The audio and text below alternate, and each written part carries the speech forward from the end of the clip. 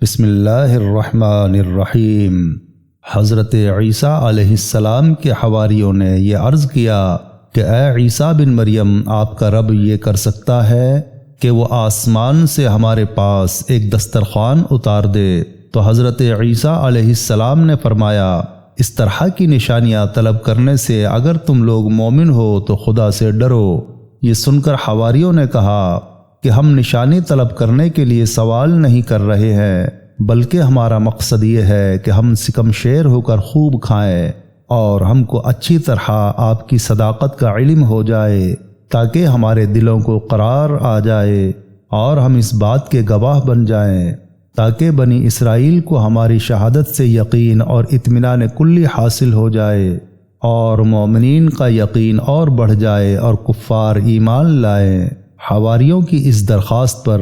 حضرت عیسیٰ علیہ السلام نے بارگاہ خداوندی میں اس طرح دعا مانگی۔ ترجمہ کنز الایمان: اے رب ہمارے، ہم پر آسمان سے ایک خوان اتار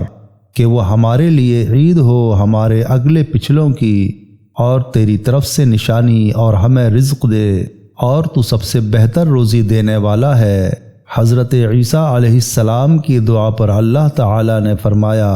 کہ دسترخوان تو اتار دوں گا، لیکن اس کے بعد بنی اسرائیل میں سے جو کفر کرے گا میں اس کو ایسا عذاب دوں گا کہ تمام جہان والوں میں سے کسی کو ایسا عذاب نہیں دوں گا۔ چنانچہ اللہ تعالیٰ کے حکم سے چند فرشتے ایک دسترخوان لے کر آسمان سے اترے،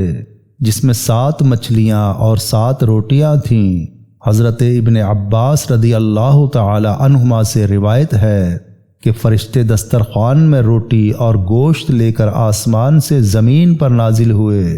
اور بعض روایتوں میں یہ بھی آیا ہے کہ تلی ہوئی ایک بہت بڑی مچھلی تھی جس میں کانٹا نہیں تھا، اور اس میں سے روغن ٹپک رہا تھا، اور اس کے سر کے پاس نمک اور دم کے پاس سرکہ تھا، اور اس کے ارد گرد قسم قسم کی سبزیاں تھیں، اور 5 روٹیاں تھیں، ایک روٹی کے اوپر روغن زیتون، دوسری روٹی پر شہد، تیسری پر گھی، چوتھی روٹی پر پنیر، اور 5ویں روٹی پر گوشت کی بوٹیاں تھیں۔ دسترخوان کے ان سامانوں کو دیکھ کر حضرت عیسیٰ علیہ السلام کے ایک حواری شمون نے کہا، جو تمام حواریوں کا سردار تھا، کہ اے روح اللہ، یہ دسترخوان دنیا کے کھانوں میں سے ہے یا آخرت کے؟ تو آپ نے فرمایا کہ یہ نہ تو دنیا کے کھانوں میں سے ہے نہ آخرت کے، بلکہ اللہ تعالی نے اپنی قدرت کاملہ سے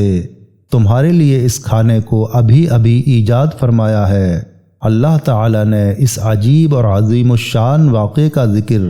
قرآن مجید کی سورہ مائدہ میں فرمایا ہے، اور اسی واقعے سے اس سورہ کا نام سورہ مائدہ رکھا گیا۔ مائدہ دسترخوان کو کہتے ہیں۔